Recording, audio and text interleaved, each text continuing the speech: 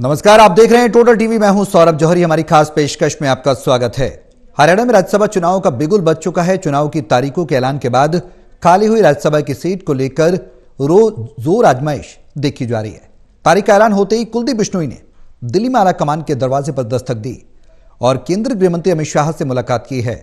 दरअसल विधानसभा चुनाव में बेटे भव बिश्नोई की हार के बाद पार्टी से दूरी बना चुके कुलदीप बिश्नोई एक बार फिर एक्टिव हो गए।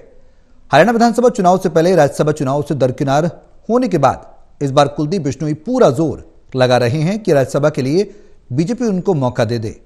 ऐसे में सवाल यह कि पार्टी उन पर दांव लगाएगी या फिर कोई और नाम इस रेस में आ सकता है, और अगर आएगा तो फिर वो नाम कौन सा होगा, ये सवाल है। हमारे सहयोगी हमारे साथ मौजूद हैं। हिसार से एसोसिएट एडिटर महेश कुमार हैं हमारे साथ, पानीपत से देवेंद्र कथुरिया हैं एसोसिएट एडिटर, और वरिष्ठ पत्रकार वीन सोनी जी हमारे साथ चर्चा में जुड़े हुए हैं। आप सभी के साथ मैं चर्चा को आगे बढ़ाऊंगा, लेकिन सवाल यही है कि आखिर कुलदीप बिश्नोई जो जोर आजमाइश कर रहे हैं वो कहां तक उनकी सिरे चढ़ेगी। लेकिन उससे पहले एक रिपोर्ट दिखाते हैं। रिपोर्ट देखिए, फिर करेंगे चर्चा की शुरुआत।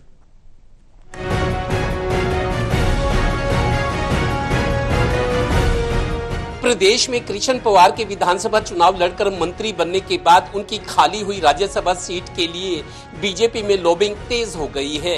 कई ऐसे नाम हैं जो मुख्य धारा में रहने की गर्ज से इस सीट को साधने की कोशिश में लग गए हैं। बृहस्पतिवार को दिल्ली में बीजेपी के वरिष्ठ नेता कुलदीप बिश्नोई ने गृह मंत्री अमित शाह से मुलाकात की है। इस मुलाकात की टाइमिंग को लेकर साफ है कि वो भी राज्यसभा में जाने की जुगत में हैं। इस सीट पर बीजेपी अपनी जीत का दावा कर रही है। कुरुक्षेत्र में प्रदेश के सामाजिक कल्याण में अधिकारिता मंत्री कृष्णलाल बेदी ने ये दावा किया। तारीखों का ऐलान हो चुका है। एकमात्र सीट का हरियाणा में चुनाव है और संख्या बल की बात करें तो 100% राज्यसभा की सीट भारतीय जनता पार्टी जीतेगी। ये कुछ चीजें केंद्र के और प्रदेश नेतृत्व के विषय हैं।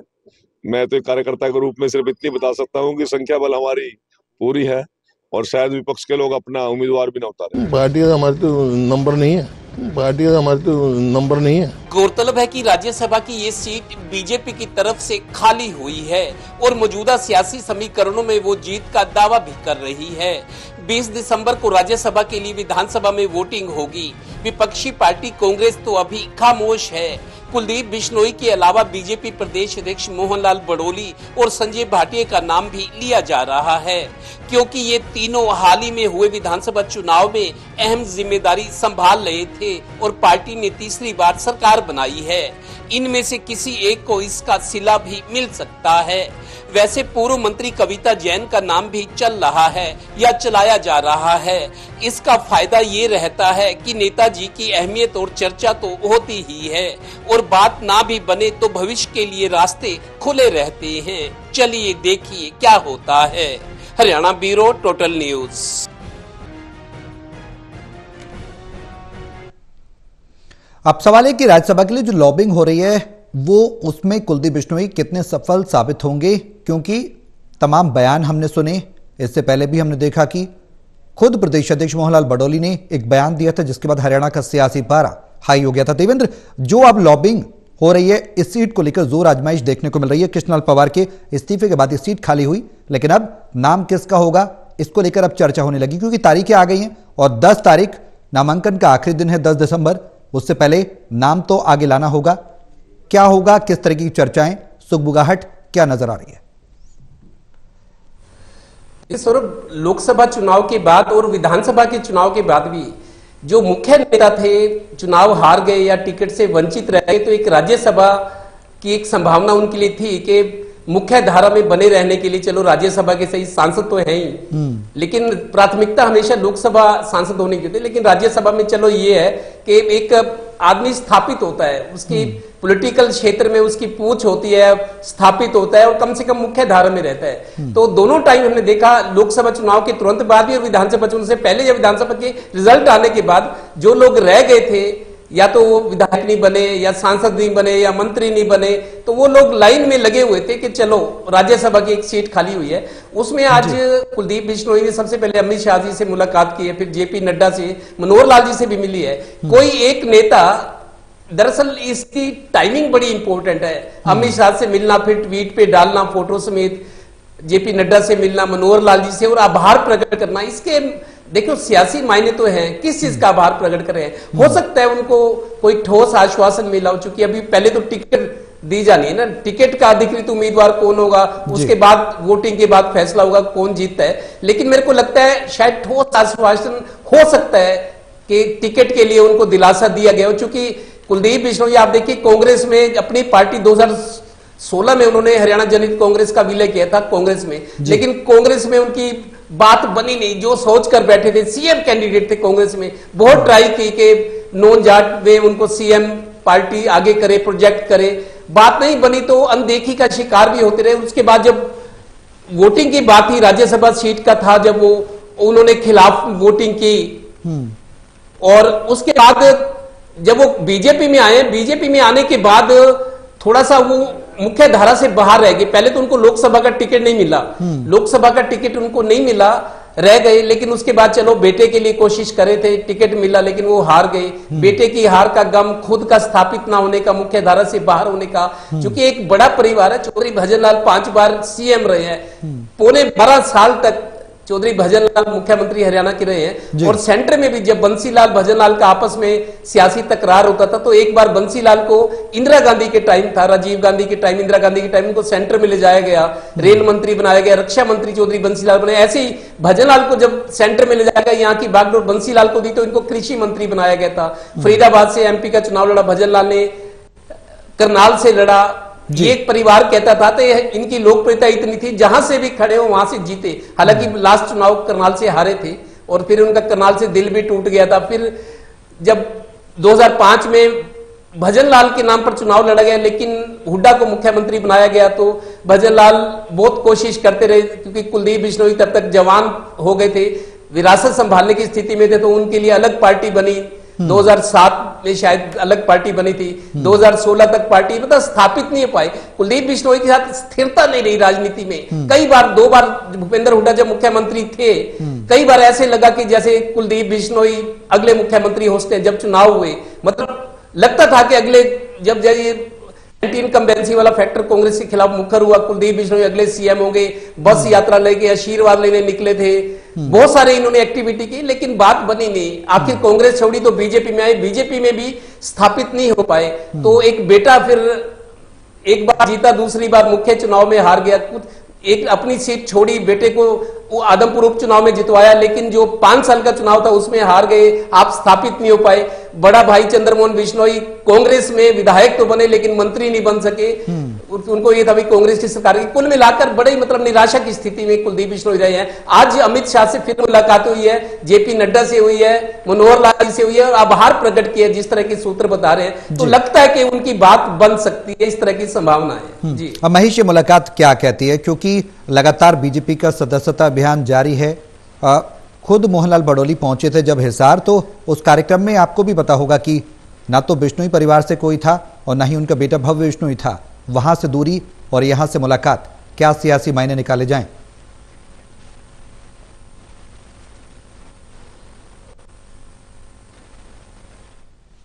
देखिए, इस बात को तो साफ तौर पे समझा जा सकता है कि कुलदीप बिश्नोई ने अगर मुलाकात की अमित शाह के साथ, तमाम भारतीय जनता पार्टी के शीर्ष नेताओं के साथ, तो उसकी इच्छा क्या है, उनकी इच्छा क्या है, उनका मकसद क्या है? इस मकसद से तो शायद कोई भी अनजान नहीं है। राज्यसभा चुनाव में टिकट हासिल करना चाहते हैं भारतीय जनता पार्टी के, और यकीनन जिसे भी टिकट मिलेगी वो राज्यसभा चुनाव जीतेगा ही, क्योंकि जिस तरह की संभावनाएं नजर आ रही है, शायद कांग्रेस पार्टी अपना उम्मीदवार भी खड़ा ना करे, और खड़ा किया भी तो उसका कोई मतलब नहीं है, क्योंकि भारतीय जनता पार्टी यहां आसानी से चुनाव जीतकर जो है राज्यसभा की सीट को हासिल कर लेगी। तो कुलदीप बिश्नोई किस मंशा से गए थे, इस बात से तो कोई भी शायद अनजान नहीं है। लेकिन उससे आगे की कहानी यह है कि कुलदीप बिश्नोई ने अमित शाह से मुलाकात की जरूर है, लेकिन उन्हें इनकार मिला है। उन्हें यह कह दिया गया है कि राज्यसभा में आपके लिए इस बार कोई व्यवस्था नहीं हो सकती है, आगे के लिए कुछ होगा तो देखा जाएगा। सूत्रों के हवाले से जो जानकारी निकलकर सामने आई है, उसमें स्पष्ट रूप से मैं पुख्ता तौर पर यह बात कह सकता हूं कि कुलदीप बिश्नोई को इस बार इनकार मिला है, और आगे के लिए संभावनाएं उनके लिए जाहिर की गई है कि निकट भविष्य में अगर और कोई अच्छा अवसर इसके लिए बनाया जा सकता है तो वो प्रयास करेंगे। लेकिन इस बार के लिए, यानी ये जो चुनाव सामने आना है, इस बार के लिए कुलदीप बिश्नोई को साफ तौर से इनकार कर दिया गया है। अब यहाँ ये समझने की जरूरत है कि क्या सिर्फ राज्यसभा की टिकट मांगने के लिए कुलदीप बिश्नोई पहुंचे थे? दरअसल इससे पीछे भी एक बड़ी कहानी जो है वो लोगों की जुबान पर है। वो कहानी क्या है? वो कहानी है कि देवेंद्र बुड़िया जो कि अखिल भारतीय बिश्नोई महासभा के प्रधान थे और प्रधानी को लेकर जो पूरा एपिसोड दुनिया ने देखा, जिसमें रणधीर पनिहार के नाम को भी शामिल किया गया, उसके बाद रणधीर पनिहार ने कहा था कि पूरा नाटकीय घटनाक्रम है और सीसीटीवी कैमरे की जो फुटेज है वो निकालकर इस बात की पुष्टि कर ली जाए। लेकिन फिलहाल देवेंद्र बुड़िया को पद से हटाने का जो प्रेस नोट है या कहे कि एक प्रिंटेड डॉक्यूमेंट है, अपने लेटर हेड पर कुलदीप बिश्नोई ने देवेंद्र बुड़िया को अखिल भारतीय बिश्नोई महासभा के प्रधान पद से हटा दिया। लेकिन एक तारीख पीछे की डालकर देवेंद्र बुड़िया ने दो बड़े काम किए। एक, कुलदीप बिश्नोई को जो बिश्नोई रत्न की उपाधि दी गई थी वो उपाधि ही खत्म कर दी और यह भी कह दिया कि आज के बाद किसी को भी बिश्नोई रत्न नहीं बनाया जाएगा। और कुलदीप बिश्नोई जो कि बिश्नोई रत्न कहलाते थे, स्वर्गीय चौधरी भजन लाल के बाद कुलदीप बिश्नोई को बिश्नोई रत्न की उपाधि दी गई थी, लेकिन समाज की तरफ से देवेंद्र बुड़िया ने वो उपाधि ही खत्म कर दी। उसके बाद संरक्षक पद जो कि कुलदीप बिश्नोई को दिया गया था, वो संरक्षक का पद भी कुलदीप बिश्नोई से छीन लिया गया और वो पद भी खत्म कर दिया गया। अब ना संरक्षक होगा ना बिश्नोई रत्न होगा। देवेंद्र बुड़िया की जगह किसी और नाम के साथ कुलदीप बिश्नोई आगे बढ़ना चाहते थे, किसी नए प्रधान को वहां पर बैठाना चाहते थे, लेकिन जिसका नाम कुलदीप बिश्नोई ने तय किया वो खुद ही इनकार कर गया प्रधान बनने से और समाज की तरफ से तय किया गया कि देवेंद्र बुड़िया ही प्रधान बने रहेंगे। अब इस पूरे घटनाक्रम के पीछे जो कुलदीप बिश्नोई समर्थक थे वो ये मान रहे थे कि देवेंद्र बुड़िया ये पूरा घटनाक्रम अकेले अंजाम नहीं दे सकते थे, उनके पीछे कोई बड़ी राजनीतिक शक्ति थी। अब इस तरह का बयान ना तो कुलदीप बिश्नोई ने दिया है, ना परिवार ने दिया है, ना किसी और ने दिया। ये सब कुछ जुबान पर चल रहा है और जुबान के पीछे जो कहानी चल रही है उसमें भारतीय जनता पार्टी का नाम भी शामिल किया जा रहा था कि भारतीय जनता पार्टी हो सकता है कि इस पूरे घटनाक्रम के पीछे और देवेंद्र बुड़िया को जो संरक्षण मिला था वो सत्ताधारी दल से मिला था और इसी वजह से वो इतना बड़ा घटनाक्रम अंजाम दे पाए, जिसका बड़ा सेटबैक कुलदीप बिश्नोई परिवार को झेलना पड़ा। इसके बाद चर्चाएं चालू कर दी गई कि कुलदीप बिश्नोई भारतीय जनता पार्टी छोड़कर कांग्रेस पार्टी में जा सकते हैं। इसी चर्चा को खत्म करने के लिए कुलदीप बिश्नोई अमित शाह से मुलाकात करने गए थे। यही बात लोगों के जहन से कुलदीप बिश्नोई साफ तौर से डिलीट कर देना चाहते थे, निकाल देना चाहते थे कि भारतीय जनता पार्टी में कुलदीप बिश्नोई बने रहेंगे। पार्टी से किसी भी तरह की नाराजगी नहीं है, पार्टी से किसी भी तरह का और कोई आरोप भी इसको लेकर कुलदीप बिश्नोई की तरफ से, उनके परिवार की तरफ से, ना ही किसी समर्थक की तरफ से खुले तौर पर लगाया गया है। लेकिन मन की बात है और मन से मन तक पहुंचाई जा रही थी। कुलदीप बिश्नोई ये स्पष्ट करना चाहते थे कि वो भारतीय जनता पार्टी के साथ हैं, अमित शाह के साथ हैं, प्रधानमंत्री नरेंद्र मोदी के साथ हैं और आगे भी साथ बने रहेंगे। ये है पूरी कहानी। जी वीरेंद्र जी, जो नाम जिस तरीके से महेश ने पूरी तस्वीर क्लियर की, महेश ने बताया कि कुलदीप बिश्नोई को फिलहाल इनकार कर दिया गया, उनको ना ही मिली है। अब सवाल यह कि राज्यसभा सीट के लिए, इस एक सीट के लिए प्रबल दावेदारी किस किस की हो सकती है, वो कौन कौन से नाम हो सकते हैं? संजय भाटिया का नाम भी है इस रेस में, मोहनलाल बडौली का भी, जिस तरीके से देवेंद्र ने भी जिक्र किया। अब आगे कुछ और नाम भी आ सकते हैं, कुछ ऐसा नाम भी आ सकता है जो चौंका सकता है, उस पर विचार कर सकती है पार्टी। देखिए, भारतीय जनता पार्टी की जो व्यवस्था है उसमें इस तरह की लॉबिंग का कोई महत्व नहीं है। ना ही लॉबिंग के आधार पर टिकट मिलते हैं, ना ही कोई पार्टी हाईकमान के सामने जाकर अपना दावा जता सकता है कि उसे राज्यसभा की टिकट दी जाए। देखिए, कुलदीप बिश्नोई मनोहर लाल जी से भी मुलाकात की है, उन्होंने पार्टी अध्यक्ष जगत प्रकाश नड्डा जी से भी मिले और अमित शाह से उनकी पहले मुलाकात हुई है। तो इसका विषय क्या हो सकता है ये तो वही अधिक जानते हैं। वो देखिए, अपनी जो उनकी आईएएस बहू है उसका कैडर बदलवाने के लिए, हरियाणा कैडर के लिए काफी समय से प्रयासरत है, लेकिन वो सिर्फ अमित शाह तक मुलाकात होती तो बात समझ में आती। लेकिन वो मनोहर लाल जी से मिले हैं, जगत प्रकाश नड्डा जी से मिले हैं, जिस तरह महेश जी बता रहे थे उसकी वो भूमिका हो सकती है। लेकिन जहां तक राज्यसभा के टिकट के दावेदारों का प्रश्न है, सबसे पहले पार्टी को यह तय करना है कि हरियाणा से टिकट दी जानी है या हरियाणा से बाहर के भी, क्योंकि सुरेश प्रभु का ऐसा एक उदाहरण रहा है, दुष्यंत गौतम का उदाहरण रहा है कि हरियाणा से बाहर के लोगों को भारतीय जनता पार्टी ने टिकट दिया है। अब हरियाणा से जो टिकट देने के उसमें संजय भाटिया दावेदार है, इसमें कोई संदेह नहीं है। वो संगठन से जुड़े हुए हैं और ये बात निश्चित है कि वो अब चुनाव लड़ेंगे या नहीं लड़ेंगे, क्योंकि पार्टी उनको चुनावी चेहरा बनाने के बजाय संगठन के कामों में ज्यादा महत्व दे सकती है। हालांकि इस तरह अन्य दावेदारों में मनोहर लाल बडोली का नाम भी आ रहा है, जिस तरह से कविता जैन का नाम लिया जा रहा है, सुनीता दुग्गल का भी लिया जा रहा है, और इस तरह से अलग अलग नाम है पार्टी के लिए। लेकिन ये पार्टी को तय करना है कि वो हरियाणा से हो या हरियाणा से बाहर का हो। देखिए, पार्टी में अमूलचूल परिवर्तन तो होना है। संगठन में मनोहर लाल बडोली को भी अध्यक्ष बदला जाना है, क्योंकि जब संगठन के चुनाव होंगे तो नया चेहरा दिखाई देगा निश्चित रूप से। तो इसलिए अब जो है सुनीता दुग्गल के अगर इसमें टिकट मिलती है, या संजय भाटिया को पार्टी ने महत्व देना है, या कविता जैन को देना है, या कोई और नया चेहरा भी हो सकता है, तो ये पार्टी के पर निर्भर करता है। और उसमें पार्टी के जो संसदीय बोर्ड है उसकी मुख्य भूमिका रहने वाली है। हालांकि दावा तो कोई भी जता सकता है, लेकिन पार्टी की क्या भूमिका, पार्टी किस दिशा में सोचती है, क्या प्रोफेसर रामविलास शर्मा को ब्राह्मण चेहरे के रूप में पार्टी विचार कर सकती है, या जाट चेहरे को देना है तो जाट के चेहरे के हिसाब से कैप्टन अभिमन्यु, ओम प्रकाश धनखड़ भी पार्टी के पास विकल्प हैं। तो ऐसे में पहली बात तो ये तय करना है कि हरियाणा से होगा या हरियाणा से बाहर से, फिर जातीय समीकरण साधे जाएंगे। तो इसलिए पार्टी की भूमिका इस जातीय समीकरण के हिसाब से प्रमुख रहने वाली है। देवेंद्र, जिस तरीके से नामों का जिक्र चल रहा था, तमाम नाम हमने पहले प्रदेश अध्यक्ष बीजेपी के हरियाणा के मनोहर लाल बडोली का वो बयान भी सुना कि जिसका नाम चला उसका नाम कटा। उस बयान ने काफी हलचल मचाई थी। उस बयान ने कहा था कि वो अपना नाम भी कटा हुआ मान ले, संजय भाटिया का नाम भी कटा हुआ मान ले, या फिर कुलदीप बिश्नोई का नाम भी। अब सवाल यह है कि जिस तरीके से तमाम नामों का जिक्र किया, वीरेंद्र जी ने भी, कविता जैन है, सुनीता दुग्गल हैं, अब आगे की रणनीति पार्टी की क्या रहेगी? कौन सा वो फेस होगा जिस पर पार्टी विचार कर सकती है, कौन सा फेस होगा जिसे साइडलाइन कर सकती है? क्योंकि कुलदीप बिश्नोई परिवार का ना तो कोई सदस्य संसद में है, ना ही विधानसभा में मौजूदगी दर्ज करा पाया। उनके बेटे भव बिश्नोई भी हार गए विधानसभा चुनाव, तो फिलहाल उनको तो ना है। क्या ये संयम की परीक्षा कुलदीप बिश्नोई की? एक सवाल ये। दूसरा सवाल ये कि जो तमाम नामों पर चर्चा चल रही है, क्या उन पर भी विचार किया जाएगा, या उसके बाहर के कैडर का, जिस तरीके से वीरेंद्र जी ने भी कोट किया, वो हो सकता है? देखिए सौरभ, दो बातें हैं। मनोहर लाल बडोली जो कह रहे थे जिसका नाम चला उसका नाम कटा, वो दरअसल ये मैसेज देना चाहते हैं कि नाम चलने से कुछ नहीं होता।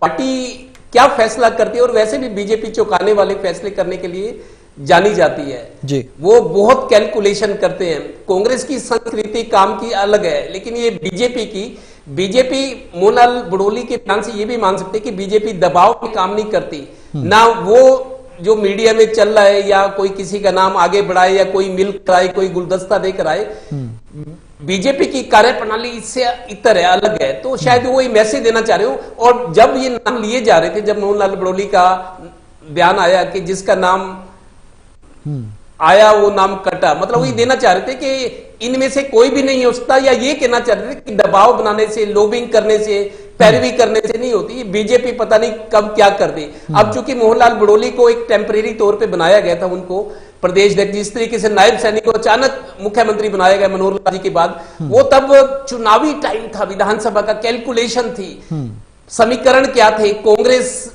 की हवा थोड़ी बह रही थी, कांग्रेस को रिस्पांस मिल रहा था, तो पार्टी ने कुछ प्रिवेंटिव मेजर्स उठाए थे कि क्या ऐसे कदम उठाए जाए कि ये सब कुछ जो समीकरण बने हुए थे उनको समीकरणों को टाला जा सके और बीजेपी मजबूत हो, और ऐसा बीजेपी ने करके दिखाया है। तो दूसरी बात ये, जैसे आप विधानसभा की बात कर रहे हो, देखिए भव्य बिश्नोई जो इनके बेटे कुलदीप बिश्नोई, वो चुनाव हार गए, टिकट मिली थी। कुलदीप बिश्नोई लोकसभा चाहते थे, उनको नहीं मिली, चलो बेटे पर राजी हो रहे थे। उनको ये था कि सरकार आती है तो जैसे आ भी गई सरकार, अगर बेटा उनका जी जाता शायद मंत्री बन जाता तो इनको तसल्ली होती, क्योंकि इस धरती पर पिता ही एक ऐसा है जो अपने बेटे को अपने से 2 कदम आगे निकल कर देखना चाहता है, खुश होता है। लेकिन एक सदस्य जरूर, इनके जो भाई हैं चंद्रमोहन बिश्नोई, कालका से, पंचकुला से जीते, वो पंचकुला से, वो विधानसभा में गए हैं। चौधरी भजनलाल के बड़े बेटे और कुलदीप बिश्नोई के बड़े भाई जो चंद्रमोहन है, वो इस बार कांग्रेस से पंचकुला से जीते हैं, और वो विधानसभा में एक सदस्य तो है ही। लेकिन चूंकि ये बीजेपी में आ चुके हैं, वो कांग्रेस में है चंद्रमोहन बिश्नोई, तो बीजेपी में रहकर किस तरीके से कुलदीप बिश्नोई, क्योंकि इनकी उम्र अभी काफी है, अभी 20-25 साल की राजनीति, उनकी उम्र छोटी है, और ये बुलंदी को छूना चाहते थे, मुख्यमंत्री बनना चाहते थे, 2 बार बनते जैसे मैंने बताया। जब भूपेंद्र हुड्डा बने तो इन्होंने अलग पार्टी बनाई, मुख्यमंत्री कैंडिडेट मतलब थे, कांग्रेस में जब थे सीएम कैंडिडेट कहलाते थे। और जब इन्होंने कांग्रेस छोड़ी, इनके दोस्त, इनके शुभचिंतक भी कहते थे कांग्रेस में पड़े रहते तो कम से कम सीएम ना भी बनते, सीएम कैंडिडेट वाला रुतबा तो होता, उनकी चर्चा तो थी। लेकिन बीजेपी में आए तो बीजेपी में अब और कई बड़े नेता हैं जो कांग्रेस छोड़कर आए या पहले से बीजेपी में है, जो ज्यादा मजबूत हो गए हैं। अब अरविंद शर्मा देखो रोहतक से चुनाव हारे हैं, लेकिन गोहाना से विधानसभा लड़ा, अब मंत्री हैं। तो राजनीति में पता नहीं क्या हो जाता है। लेकिन कुलदीप बिश्नोई छटपटा रहे हैं, छटपटा तो नहीं, मैं कहूंगा बहुत संघर्ष करना पड़ रहा है उनको, बिल्कुल अपने स्थापित करने के लिए खुद को, और दूसरा बेटे के लिए भी, चूंकि बेटा चुनाव हार गया तो उनके लिए ये है कि सक्रियता खत्म हो गई है। बीजेपी में तो है लेकिन मुख्य धारा से कट गए हैं, यही उनके लिए चिंता की बात है। और किसी तरीके से वो कहीं मुख्य धारा में आना चाहते हैं, लेकिन अब फैसला बीजेपी क्या करती है उसका इंतजार रहेगा। अब महेश, हमने देखा कि तमाम परिवर्तन हुए हरियाणा की सियासत में। इससे पहले किरण चौधरी भी कांग्रेस को छोड़कर बीजेपी में आई, उनके साथ हालांकि प्लस पॉइंट रहा, उन्हें राज्यसभा का टिकट भी मिला, वो सांसद भी बनी वहां से, और उनकी बेटी आज सरकार में मंत्री भी हैं। अब सवाल ये कि कुलदीप बिश्नोई जिस फॉर्मेट पर चल रहे थे, जिस रणनीति के तहत वो बीजेपी में आए थे, उसका खास फायदा नहीं उठा पाए। आखिर वजह क्या रही है?